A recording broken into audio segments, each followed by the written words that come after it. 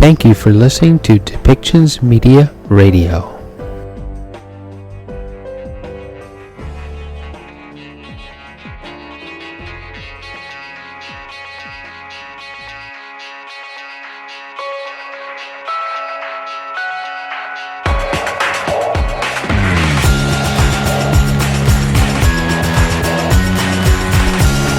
Welcome to Policy and Rights, the show about government policy and human rights.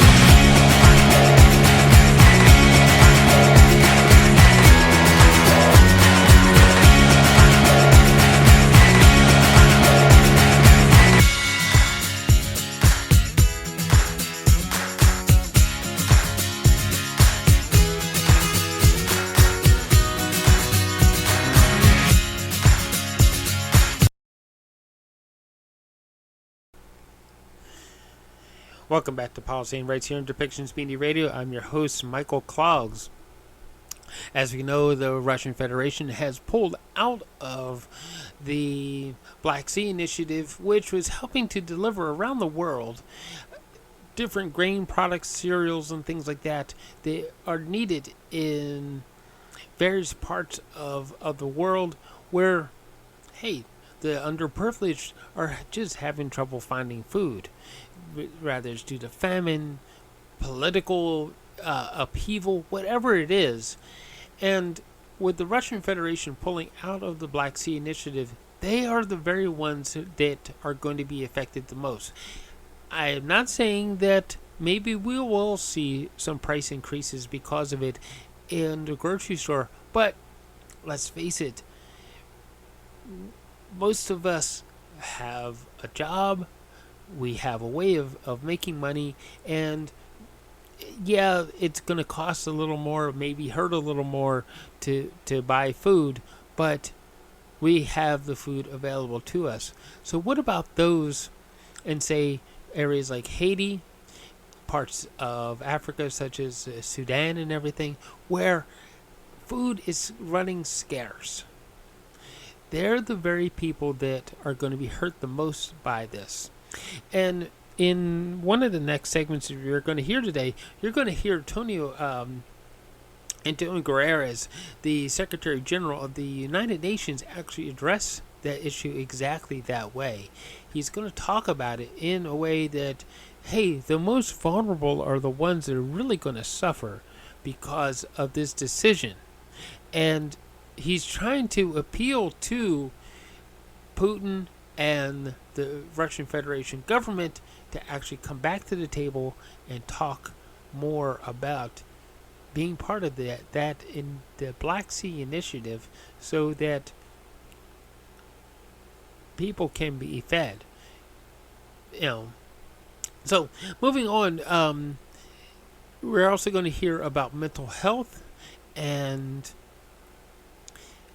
we're going to hear from the Canadian Minister on Mental Health talking about a new suicide prevention program and how these sort of things are desperately needed in our society to protect people from things like suicide, drug overdoses, things like that, because they're finding people to talk to, and when people talk, they actually start to work through their problems because there is insight and other things that go along with just conversation. And there's, of course, the suicide hotlines. These people are highly trained, and it costs money to run them. And if we can get a federal budget towards them for mental health under health care, that this is a tremendous thing to actually be working towards. So we're going to hear from the Canadian Federal Minister of Health as she answers some questions about how the Canadian government is working towards improving mental health initiatives. So, and then we're going back to the UN General Assembly, and they're going to be talking about general issues around the world that do actually come back to have an effect on us here at home. So why don't we get started, and we're going to be listening to Antonio Guterres as he addresses the UN global food systems.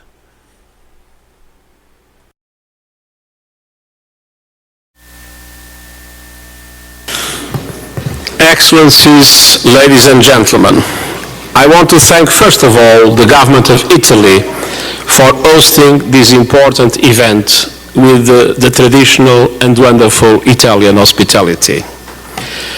This is a gathering about food systems, but it is essentially about people in need and the need to fulfill the most basic of human rights, the right to food.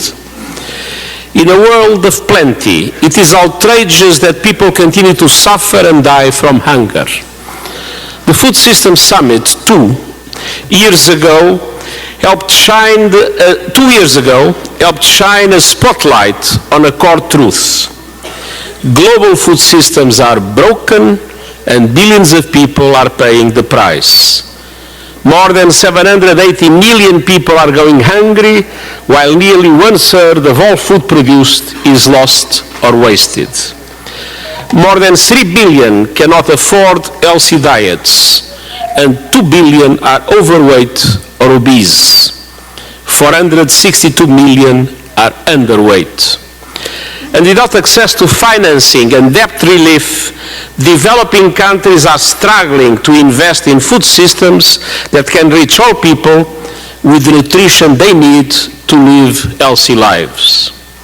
Meanwhile, unsustainable food production, packaging and consumption are feeding the climate crisis, generating 1/3 of all greenhouse gas emissions, using 70% of the world's fresh water, and driving biodiversity loss on an epic scale. Many communities are one shock away from plummeting into food insecurity or even famine. And the dire picture has grown bleaker with the Russian Federation termination of the Black Sea Initiative that enabled the safe export of more than 32 million metric tons of food or more on more than 1,000 vessels from Ukrainian ports. The initiative, together with our Memorandum of Understanding with the Russian Federation to facilitate Russian food and fertilizer exports, have been lifelines for global food security and global price stability. Food prices dropped by 23% from their highs last year. With the termination of the Black Sea Initiative, the most vulnerable will pay the highest price, as when food prices rise, everybody pays for it. We're already seeing the negative effect on global wheat and corn prices, which hurts everyone. But this is especially devastating for vulnerable countries struggling to feed their people. As food prices rise, the hopes of developing countries fall. The Russian Federation and Ukraine are both essential to global food security. They have historically accounted for roughly 30% of global wheat and barley exports, 1/5 of all maize, and more than half of all sunflower oil. For my part, I remain committed to facilitating the unimpeded access to global markets for food products and fertilizers from both Ukraine and the Russian Federation, and to deliver the food security that every person deserves. And I call on the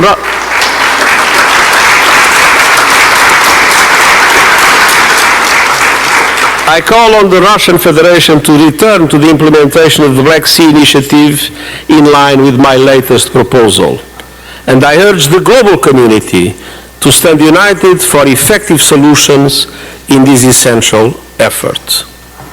Excellencies, ladies and gentlemen, broken food systems are not inevitable. They are the result of choices we have made, and there is more than enough food in the world to go around. More than enough money to fund efficient and sustainable food systems to feed the world, while supporting decent work for those who grow the food we eat. and more than enough agricultural innovations and technology that can place healthy food within reach of every person. The good news is that countries are heeding the alarm we sounded in 2021 when I convened the first Food Systems Summit. Over 100 countries have submitted voluntary progress reports on food systems transformation. Countries are taking decisive steps to reflect this priority in national and subnational laws, policies, and programming. We are seeing more data being generated to shape policies, programs, and investments. And we are seeing more partnerships among governments, businesses, civil society, and UN agencies, including through the UN Food Systems Coordination Hub. But rescuing the Sustainable Development Goals means going much further, and time is running out. We need urgent action in three key areas. First, a massive investment in sustainable, equitable, healthy, and resilient food systems. It is no surprise that chronic hunger is increasing in those regions with the weakest and most underfunded food systems. Western Asia, the Caribbean, and across all regions in Africa. The State of Food Security and Nutrition report, released 2 weeks ago, also found that 1 in 5 people in Africa is going hungry, more than twice the global average. Starving food systems of investment means, quite literally, starving people. I urge governments to respond to our call for an SDG stimulus to scale up affordable long-term finance for all countries in need by at least $500 billion a year. This will help countries make meaningful progress towards Sustainable Development Goal 2 to achieve zero hunger and build systems that can ensure people have access to affordable, nutritious food wherever they live. And we also need greater investments in adaptation to resilient food, health, water, sanitation, and agricultural systems that can withstand shocks as well as early warning systems. And I call on governments to support the food import facility proposed by the Global Crisis Response Group on Food, Energy and Finance to expand food accessibility for at least 50 countries facing acute food insecurity and the food stockholding mechanism for least developed countries. Second, governments and businesses must work together to build systems that put people over profit. I call on governments and the food, agriculture, transportation and retail industries to explore new ways to lower the cost and increase the geographic availability of fresh, healthy food for all people. This also means keep food markets open and removing trade barriers and export restrictions. And it means leveraging science and technology to improve the efficiency and reach of food systems. We must also boost support for the women and men around the world who bring food system to life, from farmers and food workers to those who transport food to markets. The World Bank estimates that food systems represent about 10% of the global economy. We must continue finding ways to support the people who drive this prosperity. Troisièmement, nous avons besoin de systèmes alimentaires qui puissent contribuer à mettre fin à la guerre insensée livrée à notre planète. Il est essentiel de transformer les systèmes alimentaires pour réduire les émissions de carbone et limiter le réchauffement global à 1,5 degrés Celsius. Pour ce faire, il faut mettre en place de nouveaux systèmes durables qui permettent de diminuer l'empreinte carbone des activités de transformation, d'emballage et de transport des aliments. Il faut exploiter au mieux les nouvelles technologies pour réduire l'utilisation non durable des terres, de l'eau et d'autres ressources dans les secteurs de la production alimentaire et de l'agriculture. Il faut exiger des États et des entreprises qu'ils prennent des mesures plus fortes et plus rapides pour lutter contre la crise climatique et répondre aux attentes en matière de justice environnementale et climatique. Il faut enfin que tous les pays s'engagent à atteindre zéro émission nette d'ici à 2040 pour les pays développés et d'ici à 2050 pour les économies émergentes. Les systèmes alimentaires et tous les autres systèmes dont ils dépendent, y compris les transports, doivent contribuer à cet effort mondial de grande ampleur. Excellencies, transforming food systems requires all hands on deck. Since day one, the spirit of collaboration has shown through your efforts. From the national dialogues that brought together governments, businesses, communities and civil society in search of solutions, to the establishment of the UN Food Systems Coordination Hub, bringing together all food system partners to end the fragmentation that slow progress. To 155 national conveners on the front line of countries' transformation efforts, to the leaders joining us today and everyone in this room and following online. Also our health human resources recruiting, the people who've worked on the lines then want to become social workers or psychologists, and so it's a pipeline. But I think your question is quite important in terms of do we have the people to do this, and maybe ensure that every person in every community and country. Yes, thank you, Minister Bennett, and thank you for that question. It's an important one. I can speak about it from Kids Help Phone's perspective. We have been on the virtual front lines, as you all know, for 34 years. About 5 years ago, we launched our texting platform that's anchored on this amazing technology that enables crisis responders to have a community within this texting platform. We have trained over 9,000 people across this country in every province and territory as crisis responders to meet the needs of young people as they reach out to Kids Help Phone via text. I will tell you as well, right now as we speak, we have about 1,500 active crisis responders on any given month to manage the 24/7. So I do echo what Minister Bennett says. When you put the call out, the people of Canada do galvanize, and they respond. I will also point out that the distress centers across the country that are part of this network, like a spoke and a hub, we're all in it together. They have incredible abilities to galvanize their communities with volunteer crisis counselors, crisis response, professional staff. We have over 300 professional clinicians at Kids Help Phone. It is a great question, though. The funding is essential so that we can ramp up and make sure we're available on November the 30th, which we will be. And we've already begun hiring and recruiting, so I'll leave it at that. Thank you. Alison, how many partners do you have, just to...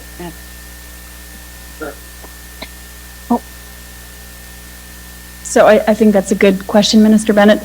We have about 40 partners for the initial launch in November, but this is something that we foresee growing for many years to come. We think it's important to have partners from coast to coast to coast, and we do. We have partners from every province and territory in Canada, with the exception of one territory. The other thing I'll add about the workforce, we've also just done a national survey of responders, and it was really gratifying to see. This is a very resilient group. Their rates of burnout are very low, and they have a lot of resources, and they find a lot of meaning from this work. So I think we have to find a way to communicate that to people so that they will want to join the group.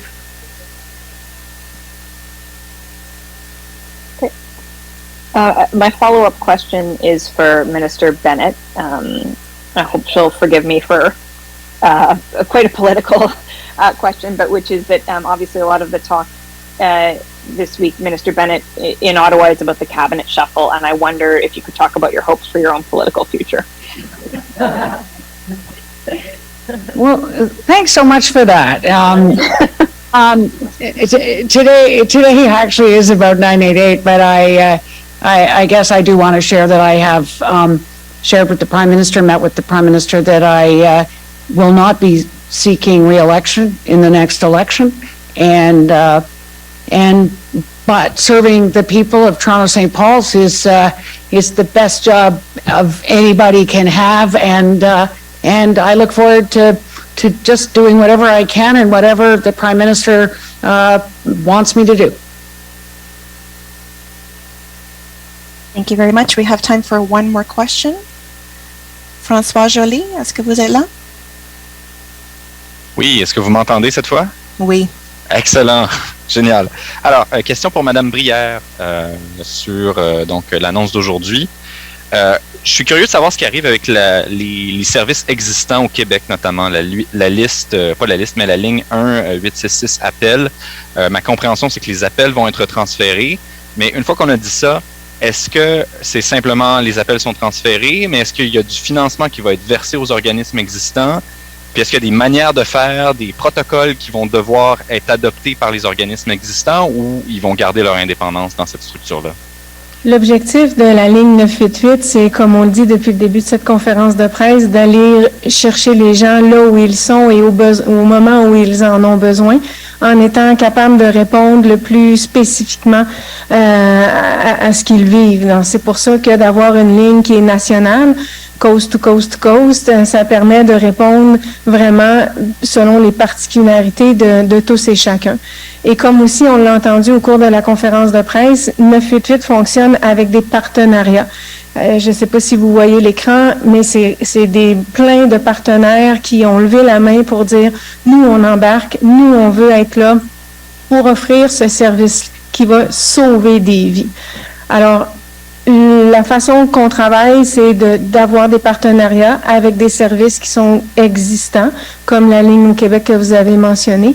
Et on va être prêt pour novembre 2023, puis on va être capable de répondre aux appels que les gens vont faire, et on va être là pour les aider et les sauver. Merci beaucoup. That's all the time we have for today, and the event is now over. Thank you. L'événement est maintenant terminé. Merci beaucoup.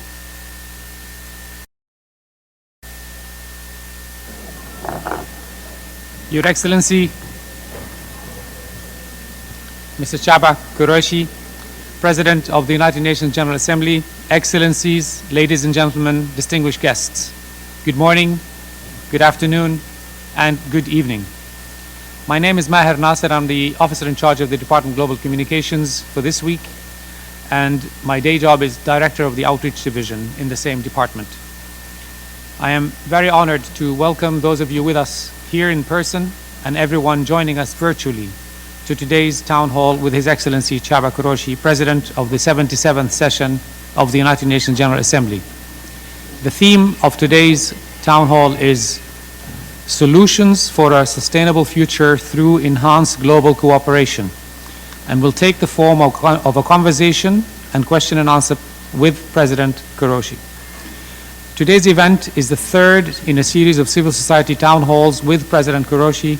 The first was held in December of 2022 and focused on the President's inspiring vision, emphasizing solidarity, sustainability, science, youth empowerment, and partnerships as the means to address the world's challenges. The second town hall was held in April, highlighted the progress and challenges in achieving the Sustainable Development Goals, or SDGs as we all know them, with a look towards the upcoming SDG Summit in September of this year. If you missed either of these town halls, I highly recommend watching the recorded sessions on UN Web TV or on YouTube, where you will find valuable insights. And if you have a difficulty finding those, reach out to my colleagues in the civil society unit and they will definitely send you the link. On behalf of my colleagues in DGC, we extend our sincere gratitude to His Excellency Kuroshi for convening today's event with you, representatives of civil society, and for once again placing your voices front and center. Your commitment and active involvement helps create an inclusive, equitable, prosperous, and a peaceful world. As per the report of the Secretary General Antonio Guterres, plans are underway for the SDG Summit in September 2023 and the Summit of the Future in September 2024. Your questions and ideas hold immense importance in shaping those discussions, and we want to hear from you. From addressing global shocks to tackling the challenges of rapid technological change re-evaluating progress beyond GDP measurements, your questions and insights are invaluable. In addition to today's town hall with the President of the General Assembly and future ones, we have started consultations about a civil society conference in May of next year, that we hope can also serve as an opportunity to feed into preparations for the summit of the future. We're also looking at holding it at the United Nations office in Nairobi.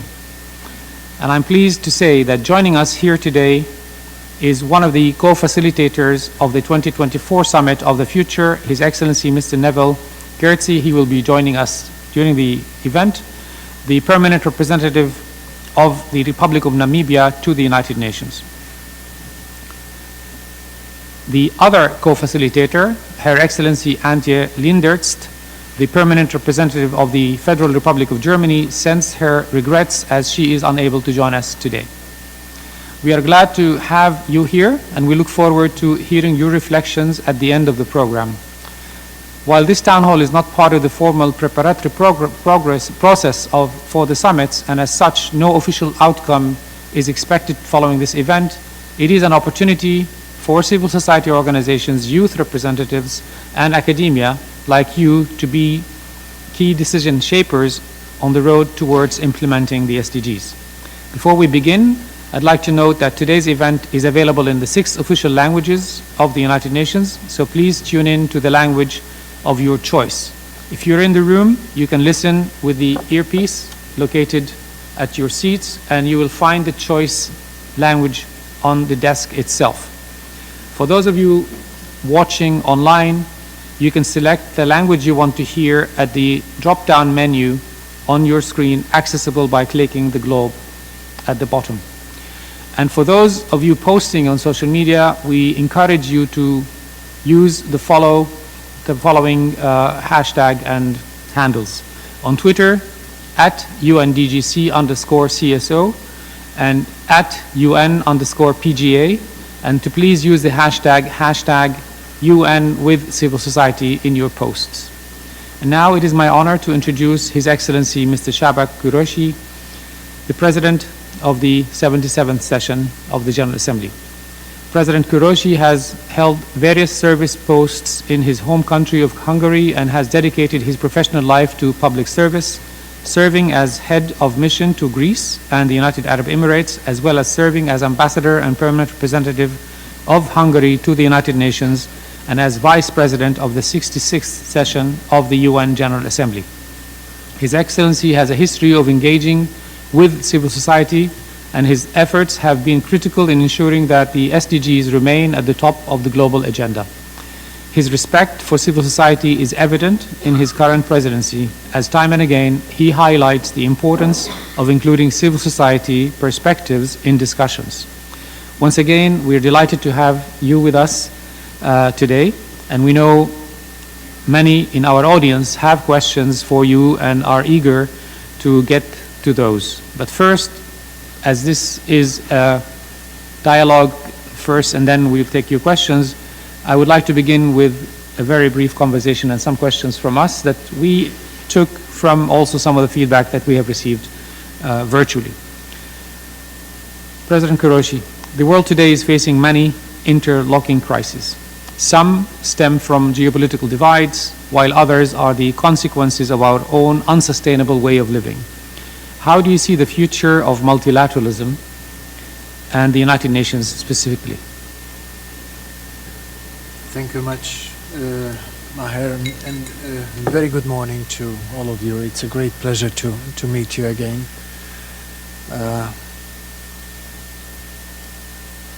Good morning to all of you in New York. Good afternoon in Europe and Africa. Good evening in Asia, and maybe good morning in Australia. It's so good to be together with you again.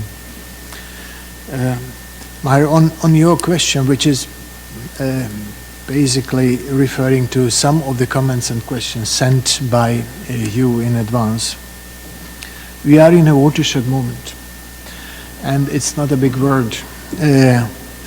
It's a turning point of history.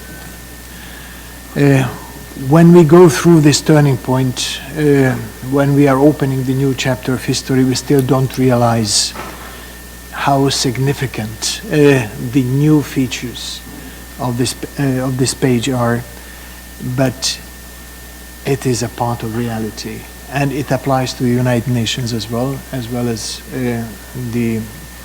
our whole life in the world. You mentioned the two roots of the crisis we are facing in the world.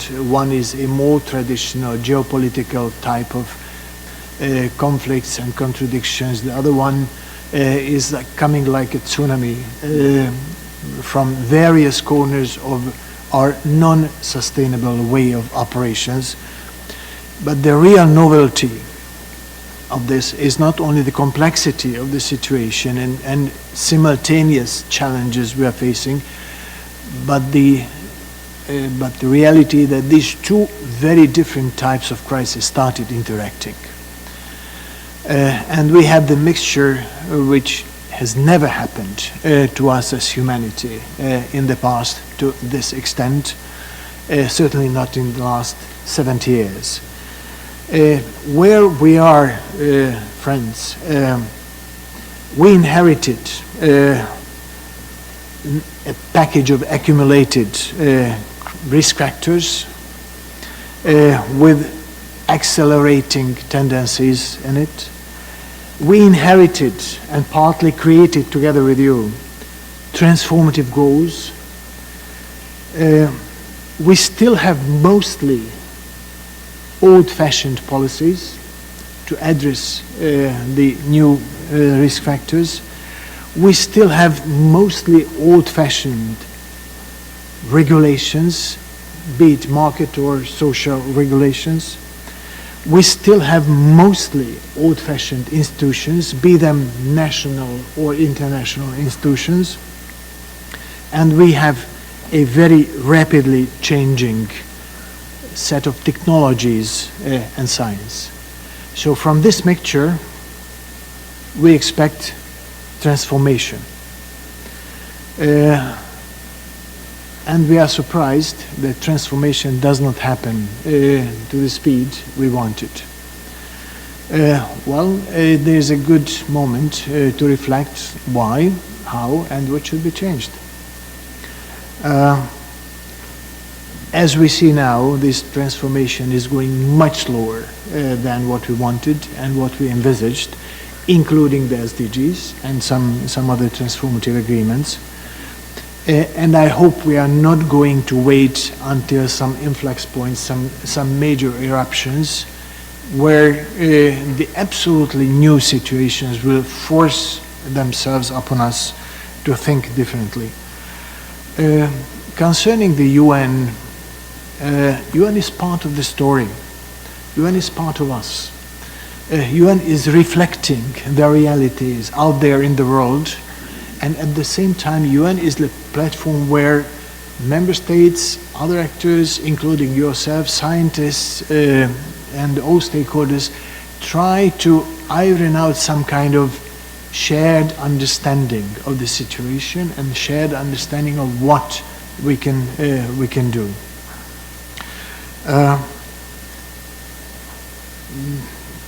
In the UN, we also are facing with traditional confrontations, geopolitical crises, and we are also facing the same non-traditional, non-sustainable way-based challenges, and we see the trajectory change. And that trajectory change is not encouraging for the time being. But not all is gloom and doom, because just recently, let me recall, very recently, we adopted a BBNJ agreement. Sorry for the UN speak. It is an agreement among all member states of regulating biodiversity on the high seas beyond national jurisdiction. It has never been regulated in this way. It's a very good sign. We also adopted a resolution a year ago that we all have the right to healthy, sustainable, and good environment. I was very, very happy to see that. What remains to be seen that we have a good understanding what we should do to pursue that right, because that right now exists. But it's still not clear whose responsibility will be that to ensure. And just to give a final reflection on this basic question, I think we are going to witness a geopolitical divide to stay with us, sometimes may become even deeper. But we may need to think harder how we can adjust the control mechanisms of our security-related cooperations, maybe updating the rules of the geopolitical competition. On the other hand, we need to think very hard how to update the governance of global common goods. It should be partly improved, partly created. The latter now seems to me a more promising direction, promising results on a very short run. Thank you, Madam.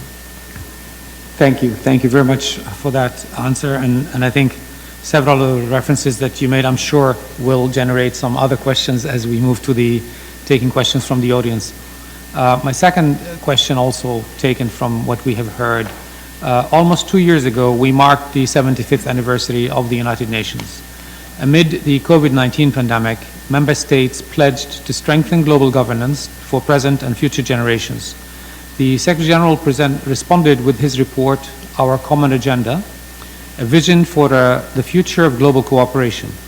And you were the former co-chair of the Open Working Group on Sustainable Development Goals, and you're an expert in the SDGs, and I remember working together very closely in 2014 and 2015. If you can tell us maybe how you see the link and connections between the 2030 Agenda for Sustainable Development Goals and our common agenda, the report from the Secretary General. Thank you, Maher. Together with you and all those among the audience who were there, we understood at that time when we crafted the SDGs that we ironed out a compromise between what was scientifically necessary and politically possible at that time. Both are changing. We know much more about some trends in the world, particularly in terms of global common goods, and we have new political realities today. So by itself, it would be already a good reason to think about how to move forward. Not in order to forget what has been agreed upon on the SDGs, but how to better implement them. And you may be aware that there is a debate, there was and there is still a debate among member states, what the OCA is about. Is it some kind of smoke screen to go away from the implementation of the SDGs and introduce something that is rather complicated, rather complex, or it is very closely linked to the SDGs? And I hope we all who are participating in this debate, we have read what is in the SDGs and what is in the OCA, and I can tell you I have never written the OCA. It's not my piece, so I'm not the one to sell it to you. But when I made the comparative analysis of the two, to me the OCA was about 80% on the implementation of the SDGs. During the SDGs, as I mentioned, because it was a compromise, political compromise at that time, and because it was 7 years ago, and 7 years means a whole chapter of history nowadays, the OCA is indicating some of the missing links in the SDGs, or exploring some of the points that are there in the SDGs but were not unfolded at that time yet. Let me give you some examples. We just touched upon, really touched upon during the SDG negotiations of the upcoming technologies, particularly the digital technologies.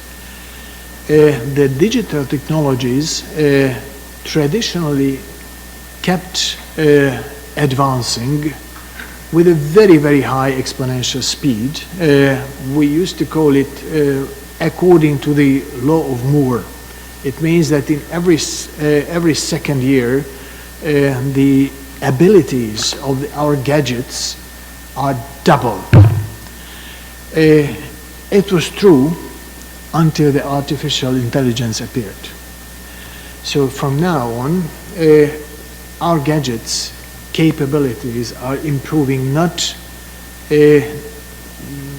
twofold every second year, but if the artificial intelligence revolution unfolds, it will be 100 to 1,000 times more powerful within 2 years or 3 years.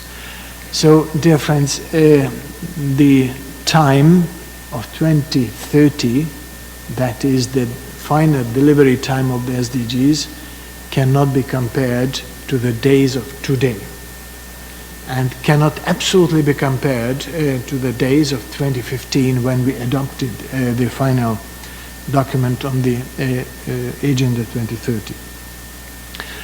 We also had a discussion together with you during the SDG negotiations on the SDG 17, which was a kind of toolbox how to implement the previous 16.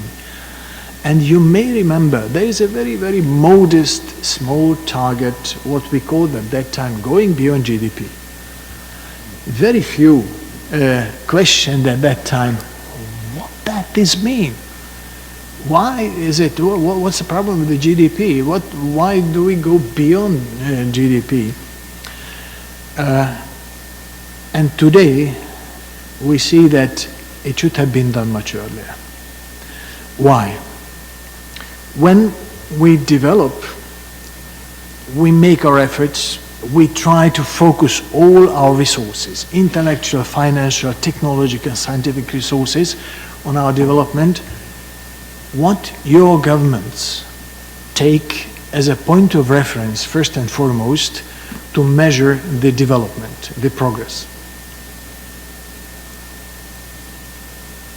In all your budgets, that's GDP or GDP per capita. In some cases, it is Human Development Index or some other index, but the most overarching index and measurement is the GDP.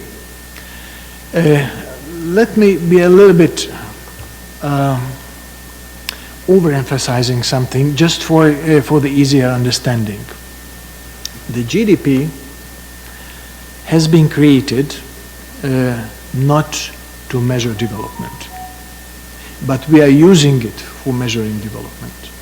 The GDP has been created to measure financial flows and material flows and flows of services. Originally, it was a military concept, developed for estimating the potential enemy's capability of how much raw materials can be extracted, processed, turned into military hardware, and sent to the front line in a certain period of time. That is in the basis of the GDP. But now, when we measure the GDP, what are we missing? Almost everything that is important from human point of view. We don't measure, for example, the growth or decrease of inequalities within societies. we don't measure how much values that our societies control and have in terms of human capital, in terms of social capital, in terms of natural capital. We don't measure it. We measure what has been sold. So if we convert the human capital or social capital, and if we convert the natural capital into merchandise, that will be measured. The third, it is absolutely irrelevant to some of those processes which actually not increases but decreases the total value of the societies. If you, God forbid, crash your car to the wall, what do you think it means in terms of the GDP? It's good news. It's very good. Because then you will go to the workshop, you will create jobs, you will create imported materials, you will create market demand for new cars. But if you, sorry, once again, apologies, if you marry your cleaning lady or cleaning boy, it is bad for the GDP. So we need to learn how to measure development. What we don't do now. We need to create the system. We are about to develop the system that can at the same time measure human capital, social capital, natural capital, built capital, infrastructure if you wish, and financial capital, to say whether or not we are really creating values. It means we are developing, or we are eating up values. It means we are regressing, because the GDP will not tell us. So that was embedded in the SDGs, but we never unfolded. What we need now, because you know that the progress on the development, on the implementation of the SDGs is much slower and much vaguer than what we wanted to see. Altogether, we are at a level of about 19% of the total implementation of the SDGs, while half of the time is up already. So what we really need to ask ourselves, how can we change the trajectory? How can we change the game itself? And therefore, during the SDG summit next September, the big question in front of all of us, including your leaders who will come here and recommit themselves to the implementation of the SDGs, the biggest question will be credibility. Why should I believe that we missed mostly the first 7 years with very, very limited results? Why should I believe that as of 23rd of September 2023, the history will change? That it will be a very, very different way of approach, way of implementation. So we have to ask ourselves very honest questions, and very difficult questions sometimes. What are the reasons for the slow progress? What is missing from our approach, our implementation, our cooperation in terms of policies, tools? What should change? What should be changed? And do we have the science-based validation mechanism of the implementation? I'm afraid it is not there yet. I'm afraid whatever we have should be upgraded and strengthened. The striking example for that is that when we do, all of your countries the voluntary national reports during the HLPF, most of the reports are focusing on the issues that are done successfully. So when you read the reports, you may have an impression that we are doing quite well. We are progressing, and one country is fairer than the other. So it's a kind of beauty contest. But when you compare this picture with the global data, what we have, it seems like data coming from two different planets. So we need, in my best understanding, to have a unified science-based validation system of the implementation of the SDGs. And probably I would also be grateful for your reflections of that. Do we need a roadmap for the further implementation of what we agreed upon? And that roadmap should be translated into national realities, to have a constant check where we are. Do we need real-time data on the implementation? And do you want to see that real-time data on your own countries of the implementation? If we want to be credible in September, I think we have to address these questions, and we have to find the most transformative elements. If you wish, the game changers. You may say that it's very difficult. Yes, it is, but it's doable. Those of you who participated in the World Conference March 3 months ago, you made the miracle there. You made the breakthrough and transformation.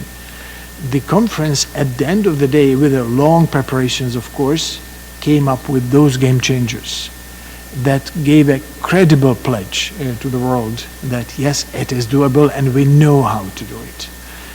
That's where we are today, and that's where I see a very close link between the OCA and the SDG agenda, which should go hand in hand. The OCA agenda is helping very much to implement the SDGs.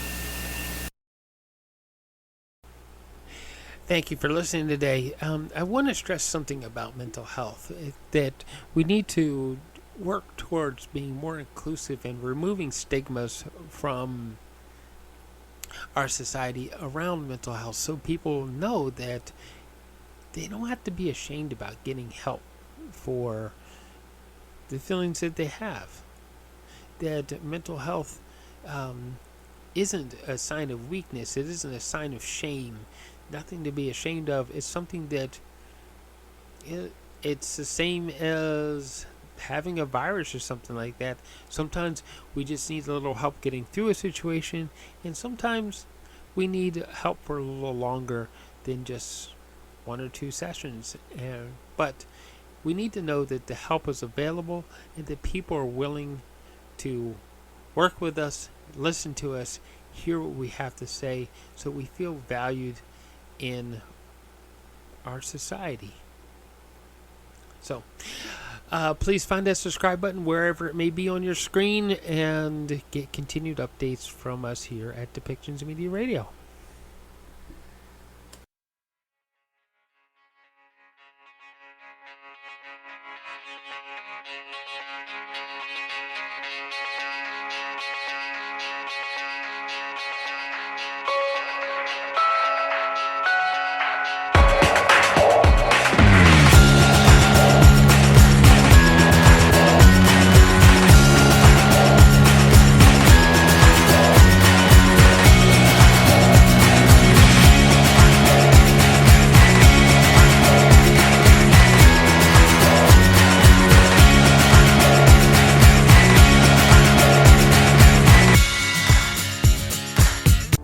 This show has been produced by Depictions Media.